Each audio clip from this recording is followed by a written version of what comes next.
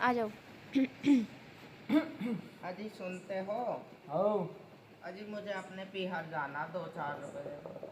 मेरे पे 9 पैसे। मुझे 2 साल हो गए जी पीहर गए हुए, मैं तुमसे कहती ना। परसों तो गई। परसों कहाँ गई? देखा तुमने मैं जाती हुई? हाँ जाती मैं इतना छोड़ के आया। मैं वो मार्केट गई थी सामान लेना, अब नू ना करा करो। तो मैं तो तेरे उसमें ही खा लिया। मैं आवारी ना फिर रही, ठीक है? बिहार हाँ। से आ रही मैं, 2-4 रुपए दे मुझे, मैं कोई तो मैं कद जाना करा मुझे। तू ऐसी आ रही। हाँ यार इतना मत बोल लग रहे। क्यों क्या करेगी? मुझे पीहर जाना, फालतू बकवाद न करे। क्या कर लेगी अन्ना? मेरी खोपड़ी मत सटकावे। हाँ तेरे में ये आराम खोपड़ी का आई चुदा, चल के। पूरे दिन हुक्का पित्ता रह रहा, हिल्ला कुछ दिखता ना। तू तो हुक्के ना खाई मेरे। भाड़ू बोल रहा मत, बिल्कुल भी बोलने लायक ना हो रहा तू। गाड़ी किसे दे रही तू? हाँ चींटे से जबान बाहर काट लूंगी। कुछ भी ना हुआ तेरे पे कदी। हराम के बीज अब भी बोल रहा।